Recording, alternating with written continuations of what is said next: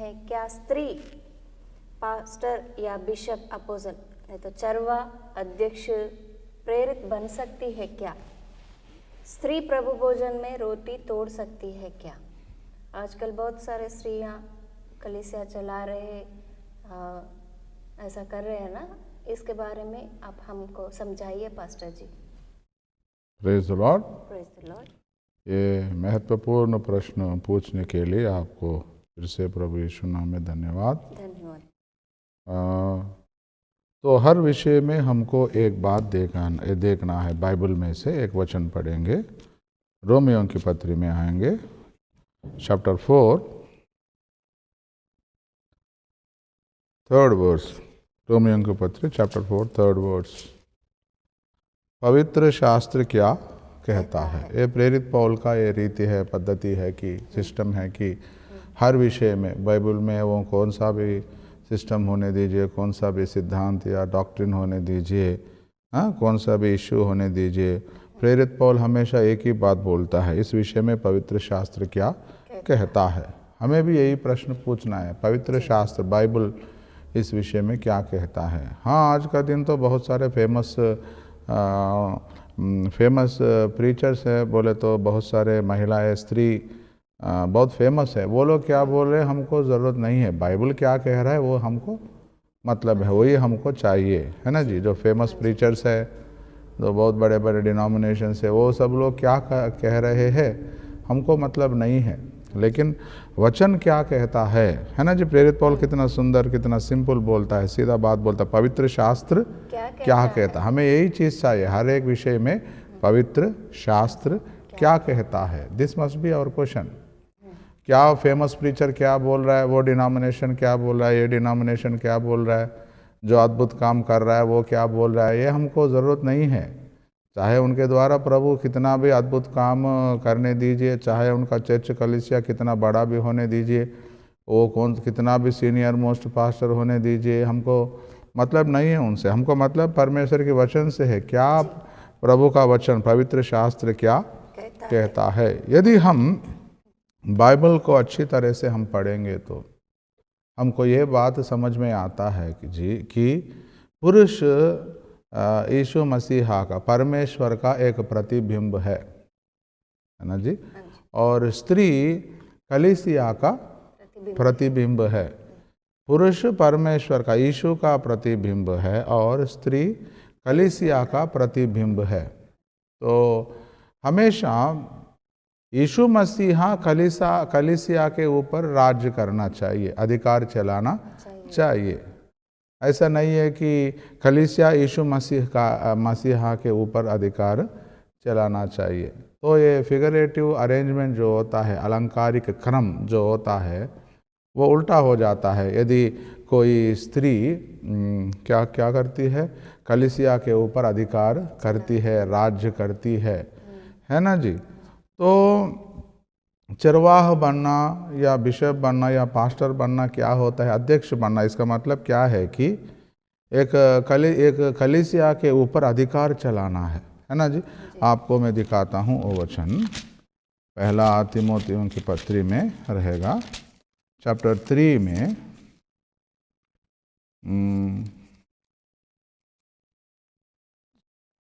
पहला वचन पढ़ेंगे और 5th वचन भी पढ़ेंगे। यह बात सत्य है कि जो अध्यक्ष होना चाहता है वह भले काम की इच्छा करता है। 5th वर्स पढ़िए, अध्यक्ष के बारे में बोल रहा है। जब कोई अपने घर ही का प्रबंध करना ना जानता हो तो परमेश्वर की कलीसिया की रखवाली कैसे करेगा? बोले तो जब कोई अपने घर ही का प्रबंध करना, बोले तो तेलुगु बाइबल में ऐसा लिखा गया है कि ఏలనేరక, ఎవడైనను తన ఇంటి వారిని ఏలనేరక। बोले तो जब कोई व्यक्ति अपने घर के ऊपर राज्य नहीं कर सकता तो वो कैसे परमेश्वर कलीसिया की रखवाली कर सकता है। तो प्रतिबंध करना है, इसका मतलब है राज्य करना। अध्यक्ष बनना या चरवा बनना, इसका मतलब क्या है कि अधिकार चलाना है ना जी। तो हम देखिए पुराने नियम में यदि हम देखेंगे तो किधर भी एक भी स्त्री याजक नहीं बनी है। पुराने नियम में जो भी विषय है वो छाया है, दिस सजेशन शैडो, लेकिन असली स्वरूप किधर है हमको नया नियम में मिलता है, यीशु मसीह में मिलता है ना जी। तो जो शैडो हमको पुराने नियम में हमको दिखता है वो असली रूप स्वरूप से मिलता जुलता रहना चाहिए ना। तो पुराने नियम में यदि हम देखेंगे तो एक भी स्त्री आपको कहीं दिखी क्या? नहीं। पुराने नियम में एक भी स्त्री याजक बनी है या परमेश्वर के मंदिर में आई है, याजक की सेवा करी है, काम करी है, एक भी स्त्री हमको नहीं दिखती। हाँ, भविष्य वक्तिन कुछ स्त्री थी, दे वेर प्रोफेटस, दे बिकेम प्रोफेटस, लेकिन याजक कोई भी स्त्री नहीं रही। क्योंकि यदि हम यीशु मसीहा के बारे में भी सोचेंगे तो जब वो लोग प्रभु इस धरती के ऊपर थे, उन्होंने जितने सारे प्रेरितों को चुना है वो सब के सब कौन थे? पुरुष थे ही। 12 प्रेरित कितने लोग थे? 12 अपोजल्स, दे वर ओनली मेन, सब के सब पुरुष थे। आपको एक वचन आपको दिखाना चाहता हूँ मैं, लूका सुसमाचार में आइए, हम देखेंगे 8वां अध्याय में देखेंगे। 8वां अध्याय में बहुत सुंदर सा विषय रहता है। 2 और 3 वचन हम पढ़ेंगे। और कुछ स्त्रियां भी थी जो दुष्टात्मा से और बीमारियों से छुड़ाई गई थी, और वे ये है मरियम जो मगदलीनी कहलाती थी, जिसमें से 7 दुष्टात्माएं निकली थी, और हेरोदोस के भंडारी खुजा की पत्नी योअन्ना और सुसन्ना और बहुत सी अन्य स्त्रियां, ये अपनी संपत्ति से उसकी सेवा करती थी। इतने सारे स्त्री हैं यीशु मसीहा के सेवा करने के लिए, है ना जी। और बहुत सी अन्य स्त्रियां, बहुत सी अन्य स्त्री, इतने सब स्त्रियां हैं अपने संपत्ति से यीशु मसीहा की सेवा करती थी वो सब स्त्रियां। लेकिन प्रभु उनमें से किसी एक स्त्री को क्यों प्रेरित नहीं बनाया?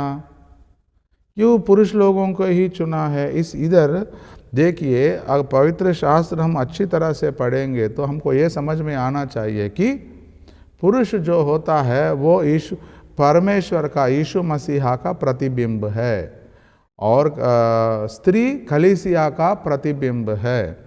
यदि देखिए कलीसिया के अंदर अगर एक स्त्री आगे आके राज्य करती है कलीसिया के ऊपर, कलीसिया बोले तो उसमें स्त्री रहते हैं और पुरुष भी रहते हैं। इसका मतलब क्या है? कलीसिया का प्रतिबिंब उसमें रहते हैं और परमेश्वर का प्रतिबिंब रहते हैं। कलीसिया का प्रतिबिंब और परमेश्वर का प्रतिबिंब दोनों बैठे हैं। उनके ऊपर अगर एक स्त्री राज्य कर रही है तो अधिकार चला रही है तो वो गलत बन जाएगा, वो फिगरेटिव अरेंजमेंट गलत बन जाए। क्यों? हमेशा यीशु मसीहा ही कलीसिया के ऊपर अधिकार चलाने, दैट इज वो एक अलंकारिक क्रम है, फिगरेटिव अरेंजमेंट सही होता है। अगर देखिए कलीसिया बोले तो परमेश्वर का प्रतिबिंब और कलीसिया का प्रतिबिंब दोनों बैठे हैं और एक पुरुष आगे आके राज्य कर रहा है, अधिकार चला रहा है, तो वो सही दिखता है, वो सही क्रम है, वो सही क्रम है। तो क्या समझ में आता है हमको कि ये फिगरेटिव अरेंजमेंट के लिए ये जो अलंकारिक क्रम है इसको हम बना रखना है। ये देखिए पहला प्रभु ने पुरुष को बनाया है, बाद में प्रभु ने स्त्री को बनाया है। क्यों बनाया है स्त्री को? कि पुरुष को सहायक की तरह बनाया है ना जी, सहायक की तरह बनाना है। आजकल वुमेन फेमिनिस्ट बहुत निकले हैं, है ना जी। सब महिलाओं का हम सम्मान करेंगे, गौरव करेंगे, है ना जी। उनके ऊपर प्रभु की बहुत कृपा है। वो महिलाएं जो काम कर सकती है, कुछ काम पुरुष लोग भी नहीं कर सकते, उनका हम गौरव करेंगे, सम्मान करेंगे, सब कुछ करेंगे। लेकिन हमको वचन पकड़ के चलना है ना जी, हालेलुया, प्रेज। वचन पकड़ के हमको चलना है। अगर आप वचन की सम्मान करते हैं तो वचन बता रहा है कि स्त्री को पुरुष के लिए बनाया गया है, लेकिन पुरुष को स्त्री के लिए नहीं बनाया गया है। तो हर हाल में एक स्त्री पुरुष के समान कभी भी नहीं बन सकती। इसका मतलब है सम्मान और गौरव के विषय में नहीं। सम्मान में हम सम्मान देंगे, गौरव भी देंगे, आदर भी देंगे, लेकिन एक स्त्री अपनी गोल्स को, अपने मकसद को फिक्स करते समय वो क्या करना चाहिए कि पुरुष की मदद करने के लिए उनका गोल्स, एम्स, जो मकसद है उसको फिक्स करना चाहिए। उस विषय में वो सेकंड प्लेस पे आती है ना जी। एक पुरुष अधिकार चला रहा है, पुरुष काम कर रहा है, उसकी मदद में, उसकी सहायता में स्त्री होना चाहिए। ऐसा नहीं है कि स्त्री अधिकार का चला रही है, स्त्री काम कर रही है, उसके मदद में पुरुष होना चाहिए, वो गलत अरेंजमेंट होता है। तो हमको ये जानना है कि अलंकारिक क्रम के लिए कभी भी एक स्त्री फुल फ्लेज पास्टर नहीं बनना चाहिए। क्या बोलो तो बपतिस्मा देना नहीं चाहिए, वो अपोस्टल बनना नहीं चाहिए, बिशप नहीं बनना चाहिए, प्रभु भोजन में रोटी भी नहीं तोड़ना चाहिए। आपको मैं पुराने नियम से भी समझाया आपको कि पुराने नियम में एक भी स्त्री क्या नहीं बनी, याजक नहीं बनी। आपको मैं और 2-3 वचन आपको मैं दिखाऊंगा बाइबल में से। देखिए, यही पहला तिमोथी में हम देखेंगे तो दूसरा अध्याय देखिए, 11th verse and 12th verse देखिए, 11th and 12th वर्स देखिए। स्त्री को चुपचाप पूरी अधीनता से सीखना चाहिए। हाँ, मैं कहता हूँ कि स्त्री न उपदेश करे और न पुरुष पर आज्ञा चलाए, परंतु चुपचाप रहे। है ना जी। क्या कह रहा है? स्त्री को क्या करना चाहिए? चुपचाप रहना चाहिए स्त्री को। और क्या बता रहा है? अधीनता से सीखना चाहिए। मैं कहता हूँ कि स्त्री ना उपदेश करे और ना पुरुष पर आज्ञा चलाए, परंतु चुपचाप रहे, क्योंकि आदम पहले, उसके बाद हवा बनाई गई। इसको समझने के लिए भी हमको थोड़ा बाइबल में से और वचन भी चाहिए। अगर इसका ऐसा ही लिटरल मीनिंग हम लेंगे तो स्त्री को चुपचाप रहना है तो क्या हो जाएगा फिर? कलीसिया के अंदर किसकी संख्या ज़्यादा होगा, पुरुष लोगों का या स्त्री लोगों का? हमेशा स्त्री लोगों का ही ज़्यादा रहता है। फिर चुपचाप रहना है तो क्या वो गाना भी नहीं गाना, हाँ, विनती भी नहीं। बहुत सारे, कितने सारे महिलाएं, कितने सारे स्त्री बहुत अच्छा विनती करते हैं।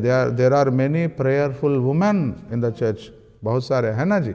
ऐसा नहीं है कि स्त्री विनती भी नहीं करना, साक्षी भी, टेस्टिमनी भी नहीं देना, हाँ, वचन भी नहीं पढ़ना, एकदम गाना भी नहीं गाना, चुपचाप बैठना, ऐसा नहीं होता। बहुत सारे लोग इस वचन को ऐसे ही समझे।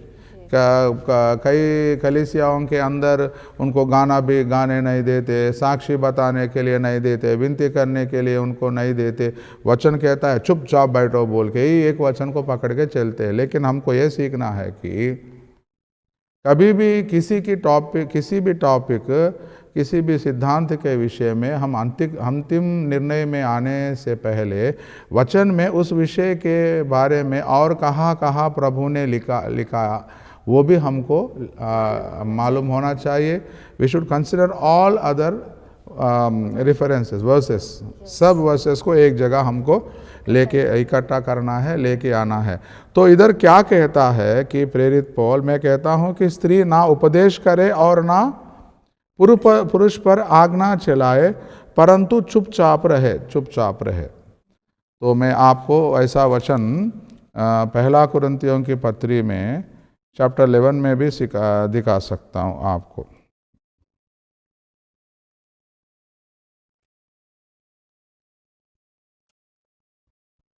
चैप्टर 14 में आएंगे। चैप्टर 14 34 में देखिए, 34। स्त्रियां कलीसिया के सभा में चुप रहे, क्योंकि उन्हें बातें करने की आज्ञा नहीं, परंतु आधीन रहने की आज्ञा है, जैसा व्यवस्था में लिखा भी है। Praise the Lord. तो इधर भी प्रेरित पौल बोल रहा है स्त्रियां कलीसिया की सभा में चुप रहे, क्योंकि उन्हें बातें करने की आज्ञा नहीं।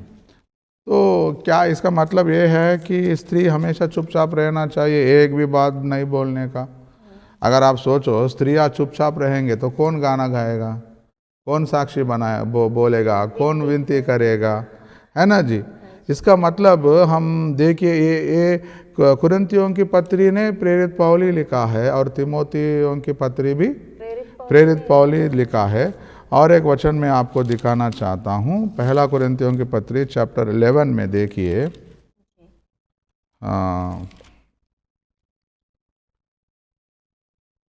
5th वर्स पढ़िए।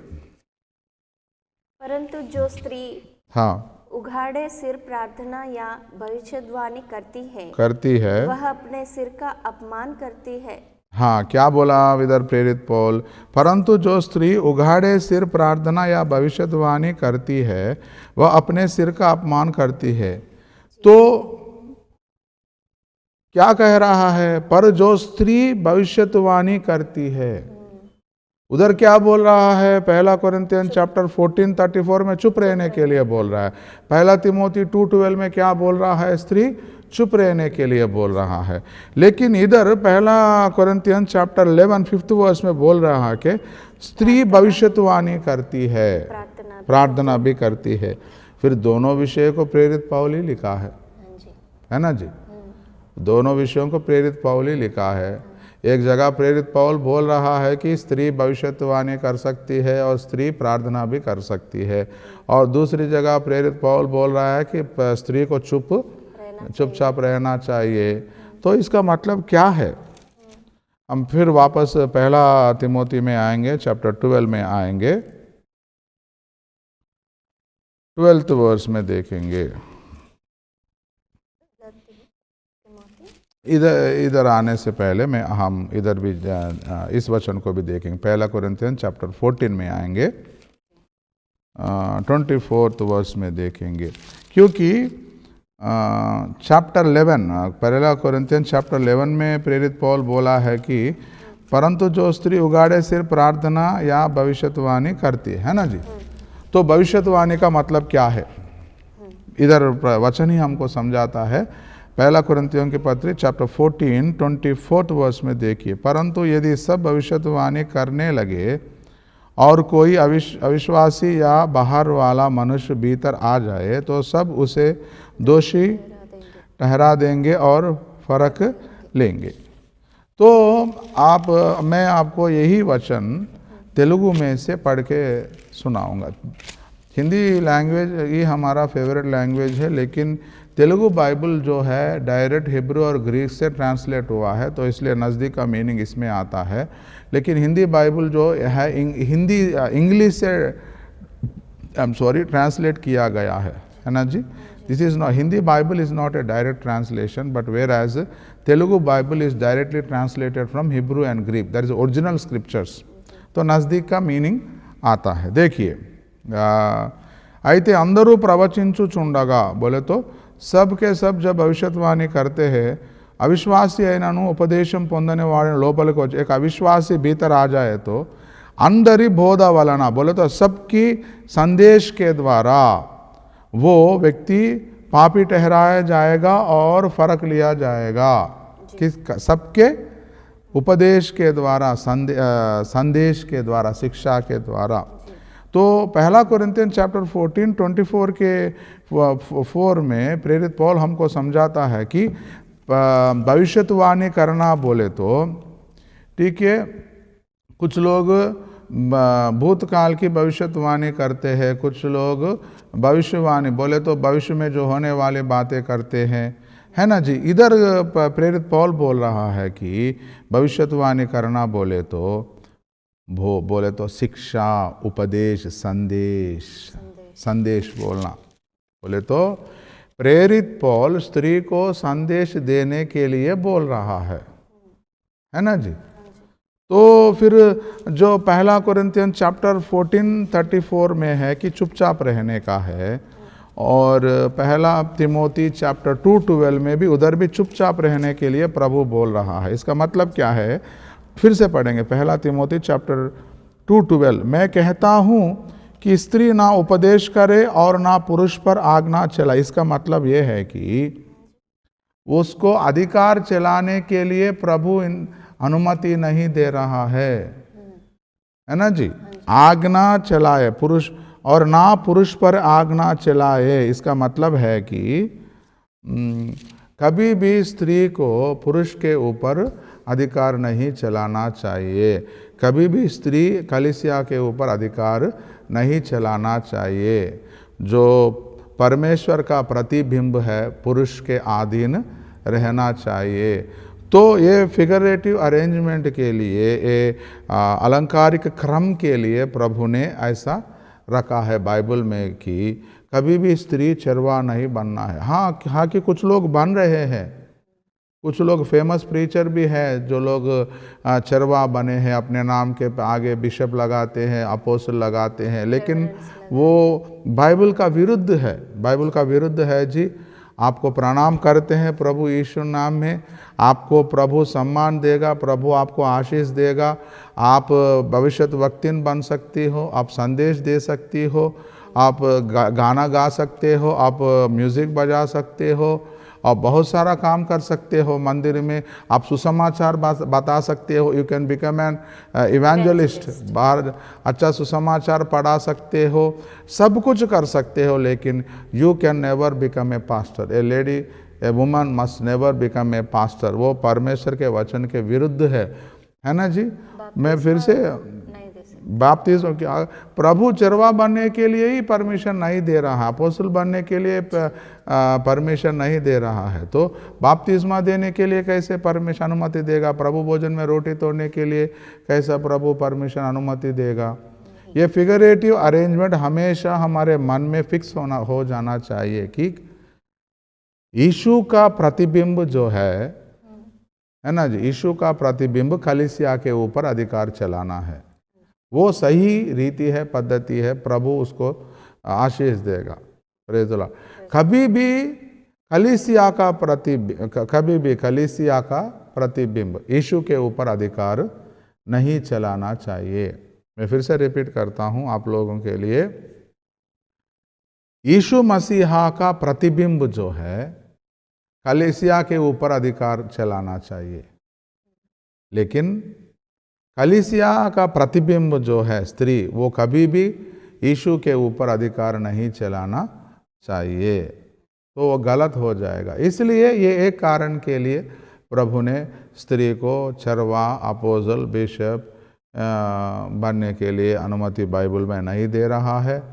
हाँ कि आप सिंगर अच्छा गाना गा सकते हो, अच्छा म्यूजिक। चर्च में वचन बोल सकते हैं क्या? बिल्कुल बोल सकते हैं, चर्च में वचन पढ़ा सकते हैं। देर आर मैनी ब्यूटीफुल, बोले तो बहुत अच्छा प्रभु के संदेश देने वाले प्रचारक हैं, वो वचन बोल सकते हैं। क्योंकि आप देखिए ना, प्रेरित पौल बोल रहा है कि पहला कुरिन्थियों की पत्री चैप्टर 11 में 5th वर्स में, परंतु जो स्त्री उगाड़े सिर प्रार्थना या भविष्यवाणी करती है, इसका मतलब क्या है? भविष्यवाणी कर सकती है, वो प्रार्थना भी कर सकती है। और 13:24 में भी आपको मैंने समझाया है कि परंतु ये यदि भविष्यवाणी करने का मतलब क्या है कि, है ना जी, हिंदी बाइबल में वो सबकी शिक्षा के द्वारा फर्क आ जाएगा, दोषी ठहराएगा बोल के वो मिसिंग है। सबके उपदेश के द्वारा, संदेश के द्वारा भविष्यवाणी करना बोले तो उपदेश देना, संदेश देना, इस वचन के हिसाब से ऐसा है। तो पुराने नियम में कोई भी स्त्री याजक नहीं बनी है। यीशु मसीहा की चेलों में भी, यीशु मसीहा की प्रेरितों में 12 अपोस्तल, उनमें से कोई भी स्त्री नहीं है।